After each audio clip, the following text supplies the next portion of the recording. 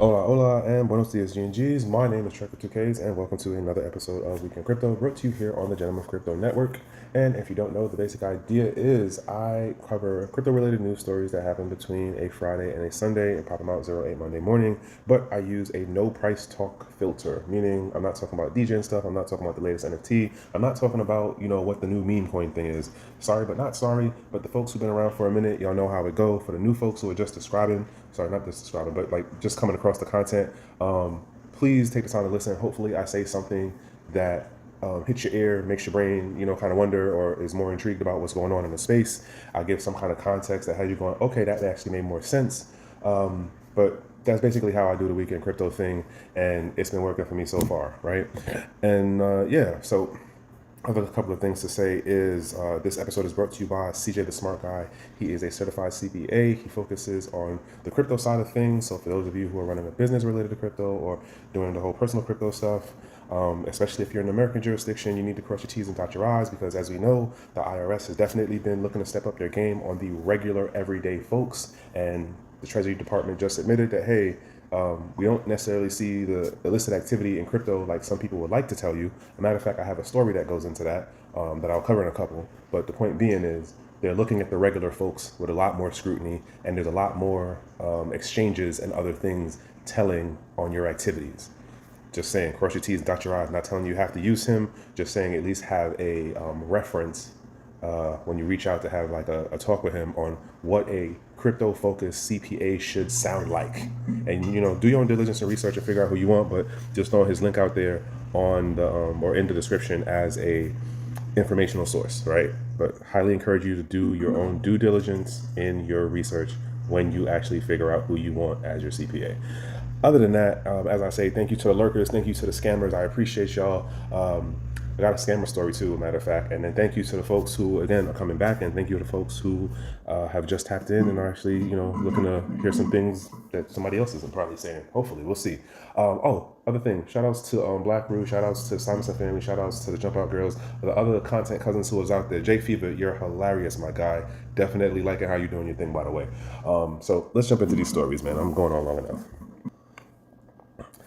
All right, here you have it. First story we're going to start out with is this one here about Senator Elizabeth Warren. I'm going to say shout outs to Caitlin Long because her Twitter was the first post that I seen mention this situation, which was basically that Elizabeth Warren's office signed off on a honorary flag of the United States being flown over the Capitol that would honor Satoshi Nakamoto as inventing this new financial system called Bitcoin. And so it was interesting to note how Caitlin Long's post brought it up, which was like, hey, I know, somebody who's down in her camp was like, you're gonna see something that's very pro Bitcoin, and they said you're gonna know it when you see it. But the way that this article is written, it's being put into question of like, well, did she really know? Anyone can actually request to have a flag flown over the Capitol, and so it's not really like it's anything in particular of her quote endorsing Bitcoin. Why? Because she's been ragging on Bitcoin for the last 5 years, 5+ years. And funny enough, I have another article that I'll cover in a couple that goes back to what her known stance is.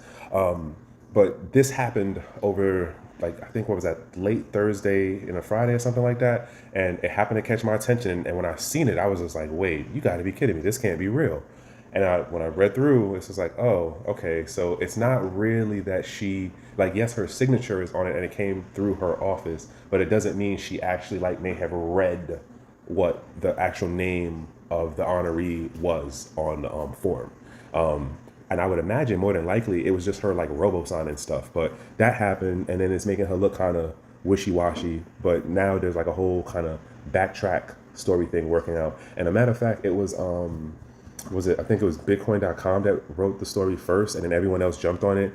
And again, like I said, there's now retraction things going on about whether she actually knew what the particular honoree was. But this is just what's going on in the news cycle, right? It is what it is. Just thought to throw that one out there for folks who are like, wait, what do you mean Elizabeth Warren likes Bitcoin now? That's the details, and the devil's in the details to it. So this other one here, I seen this Twitter post. I forgot whose post I seen it on.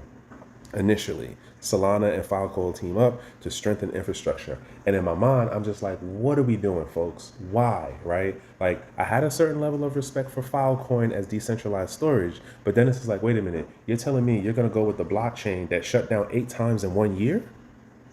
And then you're going to say that this makes it more scalable and more secure to the network? What? I'm not even going to waste y'all time and like read into the article on it. Here's what I know. This is a track record of Salana. And I feel like Filecoin, my personal opinion, and I'm not saying I'm a deep diver on Filecoin, but I feel like this was a step down. This was a bad biz dev setup for y'all.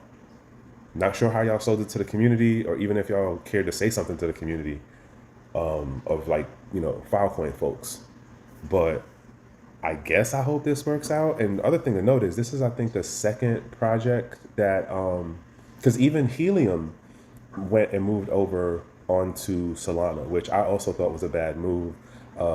Technology wise, I was definitely down for what Helium was doing. Those of you who've been around for a minute, you should have an idea what I'm talking about when I say Helium.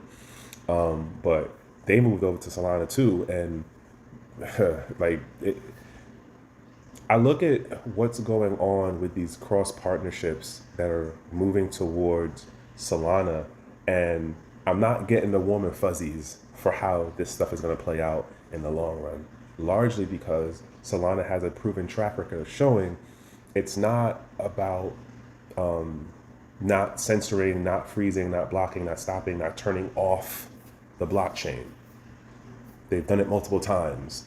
What makes y'all think this is going to really be the best solution? If how do I say this? And I'm going to run to the next one after this point. If the idea is to have something that is immutable data, that is not censorable, that is not, quote, reversible, Solana's not the one. But I understand the whole thing about throughput and scalability and those things. But it's like, what are we actually valuing here? Which is why I've been on this whole kick thing about how this new era, this new wave coming in, they don't have the same value metrics as the first initial wave and maybe the second wave of folks who got into Bitcoin/crypto. Just my thought process on it. You can disagree with me if you do. I'm not saying no to you on that, but this is just how I'm taking it. I don't see that being the best thing in the long run. My take. Other thing to note, Honduras just come out and said that they're not fans of having their banks, and it was basically their version of the the National Banking and Securities Commission of Honduras imposed a ban because of cryptos, because of the country's lack of regulation. So basically, it was like, as far as the financial institutions are concerned, y'all can't do nothing with crypto. Excuse me. Which then makes me wonder is what firms or institutions have already started taking positions, but they weren't public about it. Because now your other thing is, and I had to reach out to somebody I know down that way to be like, yo, is this true?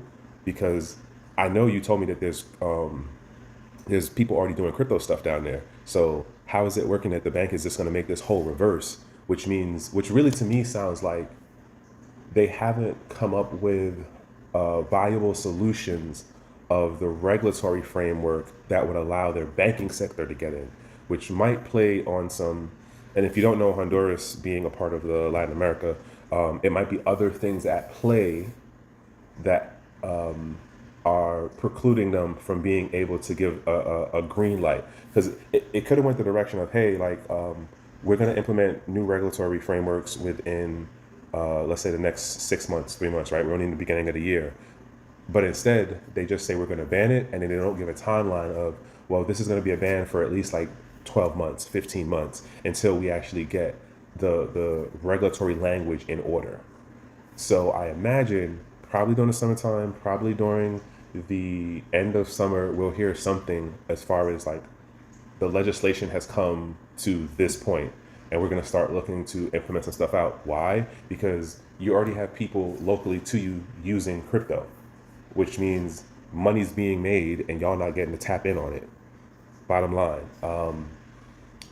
This also makes me wonder what is going on with a couple of the other countries, and not necessarily the big names like Brazil or Venezuela, as far as those are kind of known positions or known nation states in relation to crypto. But we don't necessarily hear things about Chile or Panama or Guam or Ecuador like that. That's what I'm trying to say.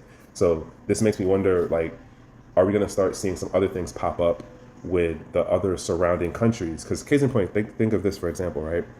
And I'm not saying that Honduras is in an economic situation or nothing, but like when Venezuela had their situation, folks was running to Colombia, like running to Colombia. I remember when I was in Chile in like 19, I met a number of people who were from Venezuela who lived in Colombia or Brazil.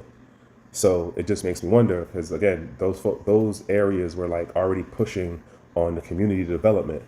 So just throwing that out there, we'll see what happens. All right, on to this next one. Here's how scammers have improved their tactics in address poisoning. Off the break, what I'm gonna say, what I don't like about this article is that it doesn't tell you what address poisoning actually is. Like, how does it work to extract value from your wallet, right? It tells you, and specifically to this, and I'm throwing this out here as like a community policing, like, hey, be aware that if you see a positive transaction in your wallet address and you have no idea where it came from because you didn't send it to yourself, don't just go copy and pasting it and like trying to send the stuff back. That's the bottom line of what I'm saying to you. The bottom line is the scammers and the technical scammers are definitely getting creative. In this particular case, what they're doing is they're sending you either a minimal amount of real ETH, and then you'll see the address, and then you'll try to copy and paste it and do something with it.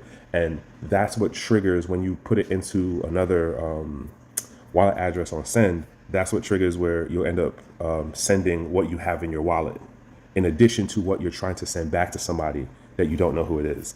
And they're also doing another thing where they're sending, apparently you can send fake USTD, which I didn't know until I seen this article. I got a couple of people that I got to ask about that, on like how, clarify to me how that works, because I didn't know you could fake USTD. Sorry, I don't know everything. But I do find this particular one interesting because in my mind, it's like, well, if you can fake that stablecoin, what stops you from faking other stablecoins? And so it's like, well, if you can fake stablecoins, what stops you from faking crypto coin, like any other crypto, right? What's kind of understand what stops you from faking Bitcoin, but at the same time, this kind of opens up more a can of worms for me in my mind. But something to be aware of. Other things to note: we are in the tax season. We are approaching the halvening by like 2 months or something. There was another story out about how Coinbase users are being targeted. There's another story about Bank of America just had a data leak.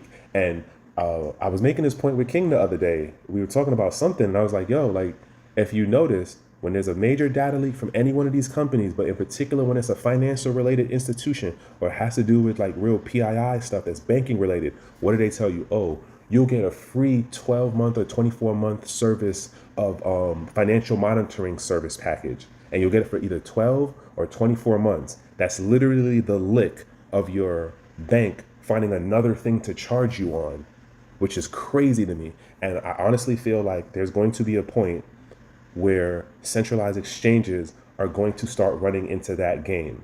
I don't know when, but I feel like for what I see going on with the traditional banking and traditional companies that have PII related data, that seems like the lick. You have the data leak, and then you offer the care package of 12 to 6 months of free coverage, and now you're a locked in paying customer for this monitoring service. But anywho, just watch out for the scammers, y'all. Just watch out for the scammers. Next one. U.S. regulators can influence Tether's offshore usage, JP Morgan. So basically what happened is there was a report that came out through JP Morgan because they were looking at how Tether was moving internationally and how Tether has been getting pressures from regulators, in particular in the U.S., about their transparency and more so about, well, what does your actual basket of underlying assets look like? And how are you doing your KYC related stuff in regards to the overseas market? So the point that this person who wrote the actual report was making, what's the person's name? What's the dude's name? Well, here's the bottom line. They're basically saying, hey, look, the US can influence Tether's overseas market adoption and crypto or stablecoin velocity through OFAC. And I've been talking about OFAC for like 2+ years now. That is the Office of Foreign Assets Control.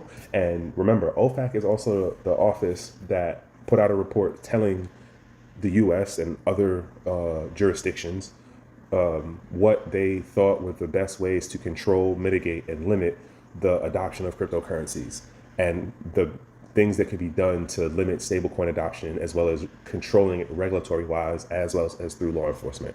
That's from 2021. So like we're this far now, and we're seeing this stuff play out in front of us. We can't act brand new about this because there's definitely been those of us in the space who have been calling this out for a minute. The point being is they're basically saying if the US decides to turn around on Tether because of their foreign dealings, they can use the Office of Foreign Asset Control, just like how they used it to shut down Tornado Cash, just like how, who was the other one? I forgot who the other company is, but you also have to put into context or perspective too. Binance was shut down by the DOJ, and it's not an American company, and its CEO people, the main known folks, weren't American citizens.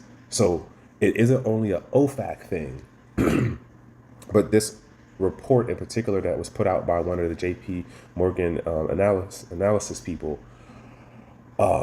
particularly focuses on OFAC, saying like, hey, it can go down this way. And bottom line is, y'all, we've seen it being done in front of our eyes. There's another article that comes up in this that makes me wonder about with what's going on in the geopolitical landscape as well as the global economic landscape, right? So we see, or at least those of us who are paying a certain level of attention, we have an awareness that the economic landscape is shifting as far as the US dollar being the dominant position, being the dominant holder globally speaking. Yes, the US dollar will be around for a very, very long time. It's not going nowhere like tomorrow or in like 5 years per se. But the idea that there are other currencies from other nations and there are other systems being put in place that are working outside of the SWIFT system, and outside of the US's influence of control, which makes me wonder about this report and how, if the focus is to say that OFAC can influence the international adoption of Tether, even with the shift that is happening in the geopolitical and economic alliances, how true is this statement in effect? Like, in my mind, that's the question I have. How actually applicable is this, let's say, 3 years from now, when the BRICS actually starts doing their own currency, and in addition to how they will allow their partnering alliance nations to do business in their local currency, right? And that's only one alliance group. That's not even including the Asian joint. That's not even including SIPs. That's not, and there's another one in Latin America that's being talked about right now. That's not including what's going to go on in Africa in the next couple of years as we move through this decade. Like, there are multiple systems, financial systems being set up outside of the American influence. I question how true in application this statement is of how OFAC can influence Tether, especially because the other countries are definitely fans of digital currencies or crypto in general, as well as just digital assets. Granted, they're moving in their own way on how they're doing the stuff. That's my, what do I count this as? I don't know if I count this as an indicator, but I count it as something on my radar to say, okay, somebody out of JP Morgan said this. As we move through time and we see these various elements and alliances develop, let's see how true this statement is over the next 15 to 24 months. Will it diminish, or will it show itself to be true? That's the thought. Sorry. All right, next joint here. This one kind of made me laugh. So Claude, which is that Google's AI chatbot, I think. So Claude AI chatbot declared off limits to political candidates. Here's the thing to understand about how this statement works out. So basically, as we're going through our political election year here in the U.S., a number of the AI companies are making policy changes to say, hey, users can't use our platform to create any kind of AI related stuff, AI related content that can be used in the political arena. Now, the way that is being described here is Claude is saying political candidates can't do anything, but that doesn't mean anything as far as the super PACs, as far as like individual supporters. And I imagine 8 times out of 10, the money's already being locked in and going into AI generated content. I think what these platforms are doing is they're trying to set themselves up now to avoid the liability lawsuits that are going to come out once we get closer to the election day and after the election day, because there's going to be a number of things that are going to come out about the manipulation. That's my personal take on it. If you agree with me, the comments are open. Please do share. If you think I'm just talking on my ass, hey, the comments are open again. Do remember, we don't delete comments. If something gets deleted, it's because of YouTube. It's not us, because we do keep these receipts, right? And so my thought process is just this. I think what these AI platforms are doing is protecting themselves from the liability issues that are going to come up after this election. And things are already looking wonky as hell right now, because I don't know what your YouTube feed looks like and how your commercials come in. I know what I see on my joints, and it's a bunch of AI generated content. So just saying. I don't even know how to say, like, be discerning more, or like, watch what you read, or like cross reference as much as you can, because heaven knows, like, the stuff is really getting good, y'all. At the end of the day, bottom line, and I know this isn't quote a crypto story, but I think that we will see how the AI, the politics, and the crypto stuff makes it into more mainstream marketing programming narratives as we get closer to the actual election day. That's my thought process. Because again, I know what I'm seeing in my social media feeds, and I'm seeing those three things cross. All right, off to the next. So here we have it here. This is US EIA starts requiring energy consumption data from cryptocurrency miners. So just so you know, the EIA is the US Energy Information Administration. The bottom line is they're looking to know the ins and outs of these crypto mining operations. And eventually what's going to happen is they're going to push their information into some consolidated report, and it's going to go to some committee, and someone's going to come up with oh, hey, we need to start making this type of regulation or this type of guidance policy, and there's going to be some number figure attached to it. Why? Because in my mind, the EIA is setting up the mining industry to get more regulation as we move through this decade. I don't know what departments per se it would actually end up going to, or what agencies, but that's what this looks like to me, because the way this article breaks it down is like they want to know everything. What's the scale? What type of miners you're using? What's your consumption? How do you deal with maintenance? How do you deal with upkeep? Who do you have your power agreement with? Are you doing a separation of where you have like the company that backs it versus the company that's dealing with the actual daily operation of it? They want to know all of the ins and outs of how the facilities operate. In my mind, the only reason you start asking detailed questions about people's business is because you're trying to figure out how to get money out of them. That's it. So I expect to hear more stuff coming out from this department down the road. It also makes me wonder, because this is more focused on commercial level mining, right? And I brought up a story a couple of weeks ago about how Virginia is looking to do something at the state level, where it's like, if you want to be a mom and pop miner in your, your backyard, or if you got a little farm thing or whatever, like they're looking to implement a law that would protect that type of mining, and be more mining friendly in Virginia. We'll see if it happens. We don't know just yet. But this particular thing is focusing at the commercial level. And I wonder, as we see the growth and the maturing of the whole ETF thing, what will happen with mom and pop side versus the commercial side? Are we going to see X number of commercial companies grow, expand? Are we going to see a consolidation? I wonder also on the home front side, how many more people, as mom and pop level, are going to get into mining, and not just for the monetary side of it, because the money part is going to go down as the incentive reward. But how many folks will then understand about the securing the network? That's what I wonder.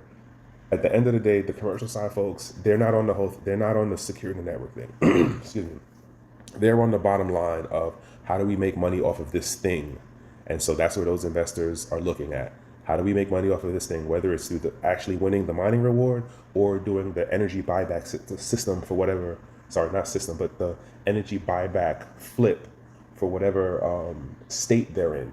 And I'm specifically talking about American-based companies. I'm not talking about anything outside of the U.S. right now. This particular U.S. EIA is focused here in the States. So we'll see what happens as we move through. So indicator, basically indicator. This is an indicator for there will be more regulatory things coming down the pike on the commercial scale crypto miners, which will eventually trickle down to the mom and pop level folks. I don't know what the window is on that time wise, but that's how I'm seeing this as an indicator. All right, next joint. Kraken reports surge in data requests, majority from U.S. law enforcement. So basically, Kraken is like, hey, they're doing this whole transparency thing. And I told y'all the other day, there's a new CEO over at Kraken. I don't remember who it is right now. Kraken is doing, was it Kraken was looking to go public or something? I forget what the thing was, but I know they switched out the CEO person, right? But one of the things that they did keep was like, hey, we will push out, I think, monthlies reports in relation to how much law enforcement request we get. Not necessarily giving out the names of or accounts of who they asked for, but just, hey, we got like 300 this month, we got 200 last month. And the bottom line is they're definitely seeing an increase in the amount of requests they're getting, as well as they've noted that the FBI is seemingly leading the way on this. So kudos to Kraken for a certain level of community policing in that they're at least letting the public know, hey, law enforcement, as well as other non-law enforcement entities, are making more requests, which means there's more communication going on the back end. I just told y'all last Monday that Binance is now a part of the Interpol messaging network for criminal activity in relation to the crypto stuff. And the co-founder was talking about, I'll give people $10K if you snitch on any of your coworkers who was doing insider trading. So like, it's getting real out here, folks. It's getting real out here. We'll see how this plays out as far as, will other exchanges look to follow the whole thing of like this transparency of like, yes, we're doing what we need to do legally to be in compliance with law enforcement, but we're at least also giving the public a certain level of a heads up. I would hope so, but it is what it is right now in this space, right? All right, and then so this one caught my attention. Aptos Foundation and blockchain phone maker Jambo partner to bolster global Web3 access. This phone right here, I believe Jambo is African-based company, and basically they're looking to push this phone, which is like about $100. It is Android-based platform that is has a Aptos base wallet. I forgot what the particular thing for Aptos is, but the point being is it has a crypto base wallet on it. I don't know if to take this as an indicator or if to take this as is this going to be a growing trend, right? Because you'll have the exchanges, you'll have the blockchains. The blockchains partner with a phone manufacturer to basically just white label something, which is what Salana did. Salana white labeled their phone. Now, right now, they're saying that the sales are crazy and, oh, look, we sold out and blah, blah, blah. But when they first put it out, like, it was garbage. Like, arguably, it's a garbage phone. And then the numbers weren't looking good. But then when people started realizing the airdrop stuff that would come with the being able to have the phone, it was worth more than the phone. Nobody thought of the gamification part of it. I don't know why, but whatever. My point is, we already have two phones that are, quote, crypto specific, right? So what does this mean going forward? Will there be another platform like maybe Cosmos or somebody? For some reason, I feel like I could see Cosmos doing that. Somebody drop another chain that they could see like being like, all right, we want to have a phone. We're going to do a phone. I don't know why Charles Hodgkins just popped into my head and I thought Cosmos, but that's who I thought of just now as far as like who would actually drop a phone. Probably even Justin Sun with oh God, what's Justin Sun's joint? I can't remember the name of it right now, but I feel like Justin Sun would do something too. Nonetheless, Is this a growing trend? I guess we'll see. Like whoever the third person is, and then it's a matter of, I don't think it works well right now, personally. I don't think it works well in the American market, and then I don't think it works well to be like, oh well, this is our singular blockchain wallet, because eventually what's going to happen, just like how we look at the other traditional crypto wallets, what did they all, or majority, like the vast majority, eventually do?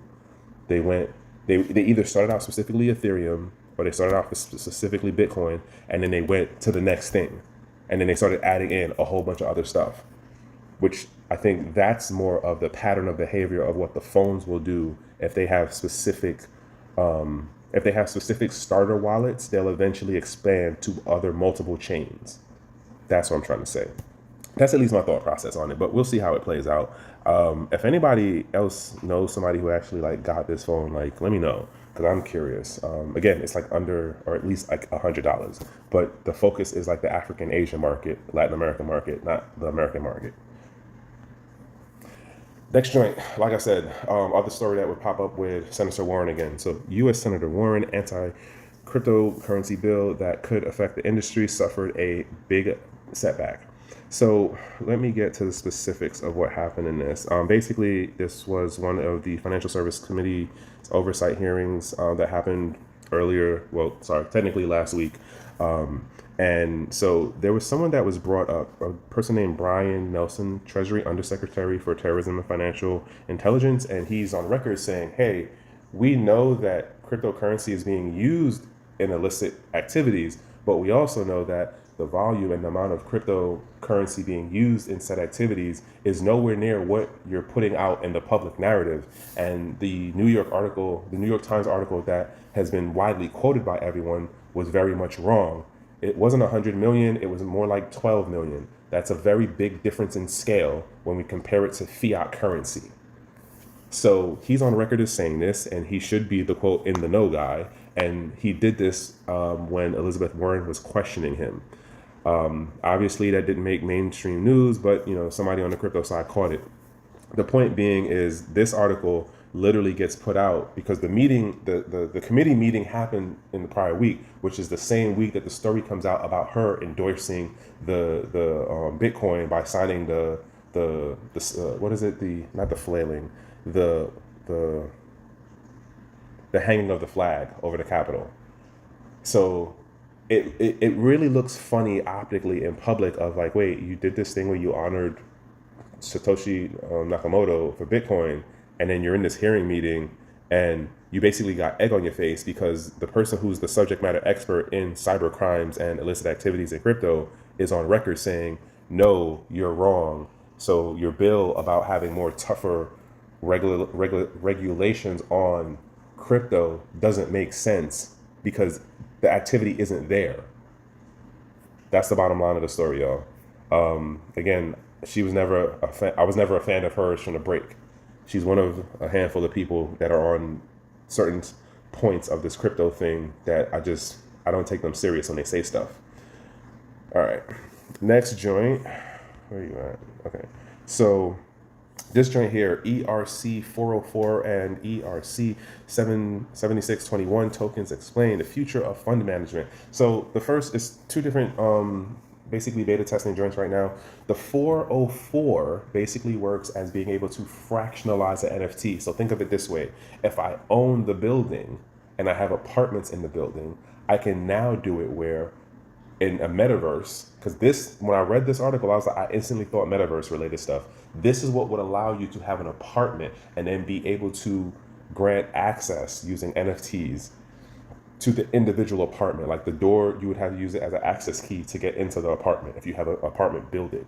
And it's the same idea of if you have an NFT, such as a Bored Ape Yacht Club, you can break it up and have like 100 owners because it's broken down into 100 quote fractionalized pieces, and it would be each owner or holder of the token that represents a piece of the whole.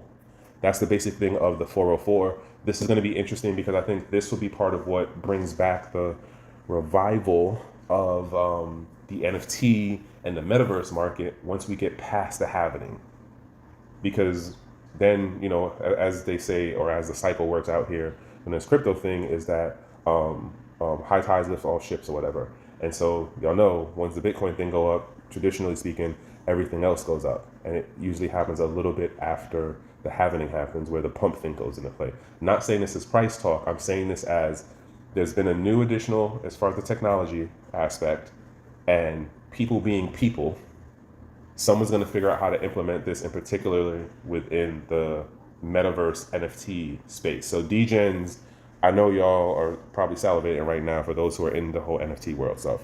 Now, the 7621 token thing is basically like, hey, we can make a basket of underlying tokens be represented in one single, or coins and tokens, let's say, be represented in one token. And let's say you have 5 tokens, and each one of those tokens represent like up to 8 different individual tokens. This is going to definitely play into the DeFi space 100%. I imagine some of the DGen folks are already jumping in and, trying to get their feet wet and finding the platforms that are actually trying to implement or at least test out the 7621. So this is really more for my techie folks. I will also add, be wary, be cautious, do your due diligence, because this one I 100% see being more usable in upcoming crypto scams. Because think about this. It's literally saying, hey, I can make a token represent a basket of other cryptos. All I got to do is change one character in the name. You don't notice the difference in the name. And then what do? You spend 100 of your ETH worth on it, or you spend 100 of Bitcoin on it. The point being is you're spending your money and you're getting got. And I expect a number of scams to come out based on this 7621 token. That's just my thought process. If you disagree or agree, comments is open. I'm here with you now. We can definitely have the pushback. I do appreciate it. All right, next joint. And so, federal officer faces charges for allegedly stealing crypto associated with drug fortune. So when I read this, I thought this was an American person. It is not. This is not the damn, why can't I remember his name right now? My guy from Silk Road. This is not his situation where the federal officers did steal his stuff. In this situation, this is Australia. And so the case happens back in 2019. The officer gets discovered in 2021/2022. The basic idea is they do the raid on some person's place that's drug related. They find a hard wallet. It turns out it's a, wait, which one was it? It was a treasure or was it a ledger? And I make this distinction specifically because when I read it, I was like, because the first couple of paragraphs in, they don't tell you what the wallet was, which didn't make sense to me personally. They don't tell you what the wallet is until after. All right, where are you at? I know I read it in here earlier. Traffic movement funds.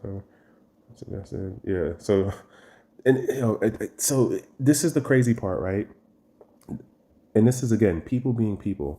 They brought this particular officer in on the case because he was supposed to be the cyber crypto expert.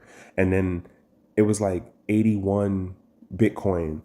And so he had access. And then somehow, this is the part that got me. Somehow they were able to find the passcode for the wallet. It was somehow like in the, and arguably, I can see how some people might be lackadaisical with not separating where they have their hard wallets and their seed phrases and passwords and PIN codes and stuff like that, right? So arguably that was lackadaisical management on the drug dealer's person part. But at the same time, it's like, really, like, y'all lucked out that well that y'all found the exact passphrase that went to that exact wallet and it was all just lined up. Like, that's crazy, really. So nonetheless, this person basically, they do the raid. He's there the whole time. He ends up transferring it to a Binance wallet. Allegedly, they transferred it to their Binance wallet. Other thing to note is they don't actually tell you in this story if the if the authorities in the investigation actually confirmed it with Binance. Like, hey, is this Bob Whalen's account? We're doing an investigation. Who's the person who owns this account? And they were basically able to trace it back through the IP address. That goes to show the whole thing about VPNs and stuff, y'all. Just saying. That's something that is in your hard wallet. Anytime you connect your hard wallet, like Trezor does it, Ledger does it, a number of the other wallets do it. If you look at the, I forgot what the thing is when you can look at what calls the wallet is making. There's a way for you to look at it. Your IP address is one of the things that's added in as part of your metadata within the transaction stuff. Something to note for the more techier people. You can definitely Google that whole thing, YouTube it. There's a number of other channels that break that down. It was a Trezor. Thank you. It was a Trezor wallet. I'm already having issues with what I see happening with Ledger because I did point out, this is a side tangent. I'm sorry, side tangent on. I pointed out a couple episodes ago that Ledger participates in the OFAC censoring of transactions policy or program. That's the word, program. Ledger participates in that program. And what Ledger is doing now, I think, Ledger just did the partner thing with Coinbase. That's going to blow up in a number of people's faces. I can see that as a problem down the road. Personally, looking to move away from Ledger and Trezor, the higher priority is to move away from Ledger first because of some of the things that have been going on with them over the last 3 to 6 months. Just a side tangent, just throwing that out there. Nonetheless, like I said, people being people, this federal Australian police officer is basically getting in trouble for being a dumb criminal. That's the bottom line of that one, y'all. How you gonna send it to your own wallet? You ain't even push it through a mixer, nothing. That's just stupid, y'all. Like the things that he would look to laugh at criminals doing, the way this story breaks it down, he just did that. That's just mind blowing to me. Anyway, other last joint here is Texas electric utility courts unnamed crypto miners with 5-year deals. Basic idea of what's going on is there's some court cases, or there's basically deals going on in Texas between electric utility providers, and there are people forming companies or projects that are looking to move in and develop mining facilities in Texas, but they're in these unnamed, their status is unnamed. Again, like I said, we're moving towards the halvening. We see the ETF stuff doing what it's doing. We see the regulators doing what it's doing. On the commercial side of things, there is definitely going to be an explosion of companies that will look to move in to the American markets. Texas, Minnesota, Wyoming, there's a couple other places, Arkansas, I think it was, and Utah, and stuff like that, that will have a definite growth of industry. The question is, are those companies going to be sustainable for being able to deal with the overhead costs? And especially if you're in a state where they don't have the same kind of energy buyback programs like Texas or like Phoenix or like what they have in California. I think in something like this, and I know I'm kind of going on a side tangent, what's the name of the place? New York is going to miss out. A matter of fact, bet this, yo. I think something interesting may come out of New York, and I don't have any indicators on this one. This is just me randomly talking off head. Because the ETF stuff is happening. New York is some gangster money people. They're gonna do some reverse thing. Because the governor in New York right now is all types of just what the hell are you doing, man, in my book.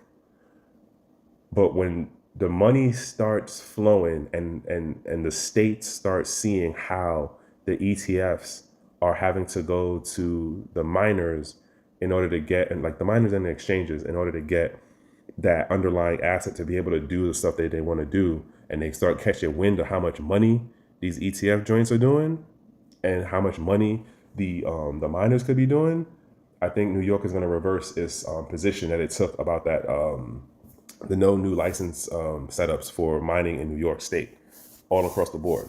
But nonetheless, this is going on in Texas, and a 5-year deal, that's like a window. So we got a year or two of the grow up and expansion, and then 2020, what are we, 24? So 2029, into 2030, we'll see the cool down / consolidation of crypto mining facilities in the US. And a number of people are going to look back and be like, yo, I remember when there was like none. And now all of a sudden overnight, like, boom, look how many are here now. Yeah. But the question gets into who's going to be the sustainable ones like past 2030. Granted, you could ride it up. You could start learning what you need to learn to get into it as a mom and pop, or like, pull your funds together and figure out how to be a commercial facility. But are you going to be able to compete? I don't know. Just throwing it out there that it's definitely other ways to make it profitable besides being just the mining facility of whatever cryptocurrency. But you got to do your own due diligence and research in that. And I imagine there's probably going to be some like equity programs or projects that start up for crypto mining facilities. They're going to be at the residential level. But anyway, I'm talking out my head off for this one. Listen, y'all, it's late. I'm tired. So jumping into this next joint here, Judge grants Gemini Mon, I'm messing up this word, monetization plan for initial earned collateral. So the basic bottom line of this, and I'm not even going to run long on this one, is the judge basically told Gemini for the program they had for their initial users who were in their earn program, what was going on when they were in the lawsuit with, who was it? There's a lawsuit with, so New York, again, here's New York's Southern District of New York. That was their court who agreed to say you can basically pay people back in the original crypto they had. Because initially they were trying to do some dollar amount thing that they wanted them to do versus giving back the original crypto. The reason why I bring this story up is because I think that this will have an impact on cases going forward when companies or exchanges try to do these financial instruments that give payback to its users, right? AKA the depositors. And then the other thing to note is I think that it'll also probably play out at some point with when companies go under. I don't know how. Granted, Celsius and the FTX thing are definitely first priorities, but if this goes through the way it's going through and it then is executed well, I think that it will shed some influence in future cases going forward. I'm not saying specifically what the case is because I don't know who's going through what they're going through right now. I just know that this sounds like it could be a win down the road beyond the initial Gemini situation of if you were using the Gemini platform, you participated in this program now, you should be getting back your stuff in the original asset versus a dollar amount value, which is generally how it works in traditional finance, where if something goes wrong with whatever the financial instrument is, it's like, well, we don't have to give you back the stock. We don't have to give you back the gold or whatever the derivative is. We just have to give you some dollar amount equivalent to what it is at market time. So this is arguably a good thing, but we'll see how it plays out down the road, y'all. Other than that, I'm done for it. Other things to note, like I said, this episode is brought to you by CJ the Smart Guy. He's a CPA that focuses on cryptocurrencies for personal and business related endeavors. And so if you haven't crossed your T's and dot your I's, you might want to check this man out and at least have some kind of reference on doing your due diligence when you pick your actual CPA. Just throwing it out there. Because again, IRS already done said, we realize that it's the regular people who actually have the crypto. It's not the people doing the illegal activity like that. Law-abiding citizens are the ones who more than likely messed up, so we can get the money out of them easier. And yeah, I just want to say thanks for the folks who followed all the way to the end. Thanks for the folks who interacted with me in the live chat. I appreciate y'all. It's a Monday. Hopefully, as I say, you have a productive or a busy day. If it cannot be that, at least be in a safe place, in a safe space, in a good company. And from one human to the next, that is the best that I can wish. Also, don't forget, check out the other content cousins on here. We got a number of folks, Assignments and Family, Jump Out Girls, Black Rule, me and 3D gonna get our stuff back together with Metaverses the other side. Jake Fever, shout outs to you again. And yeah, man, it's a number of us out here. And of course, King and Zay for being the big homies and, putting us all on. And other than that, I'll see y'all on the next one.